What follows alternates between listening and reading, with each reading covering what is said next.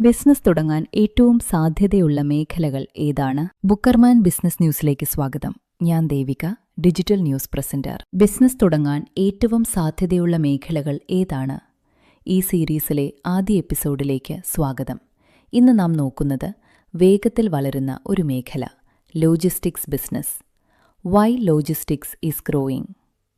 കേരളത്തിലും ഇന്ത്യയിലും online shopping വലിയ രീതിയിൽ വളരുകയാണ്. ആമസോൺ, ഫ്ലിപ്കാർട്ട് പോലുള്ള വലിയ കമ്പനികളോടൊപ്പം ആയിരക്കണക്കിന് ചെറിയ ഓൺലൈൻ ബിസിനസ്സുകളും ഇന്ന് പ്രവർത്തിക്കുന്നു. ഇതെല്ലാം കാരണം ഡെലിവറി സർവീസിനും ലോജിസ്റ്റിക്സ് നെറ്റ്വർക്കിനും വലിയ ആവശ്യമാണ്. Logistics business ideas. Local parcel delivery.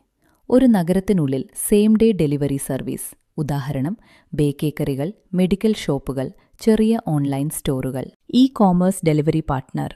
Amazon, Flipkart പോലുള്ള കമ്പനികൾക്ക് ഡെലിവറി പാർട്ട്ണറായി പ്രവർത്തിക്കാൻ സാധിക്കും.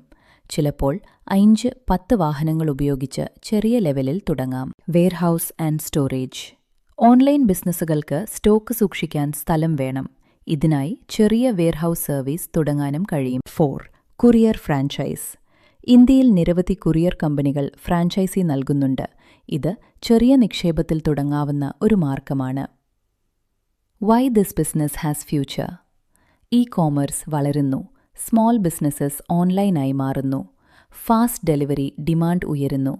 അതുകൊണ്ട് ലോജിസ്റ്റിക്സ് മേഖലയ്ക്ക് അടുത്ത വർഷങ്ങളിൽ വലിയ വളർച്ച സാധ്യതയുണ്ട്. 2026 ബിസിനസ് തുടങ്ങാൻ ഏറ്റവും സാധ്യതയുള്ള മേഖലകളെക്കുറിച്ചുള്ള ഈ സീരീസിൽ ഇന്ന് നാം കണ്ടത് ലോജിസ്റ്റിക്സ് ബിസിനസ്.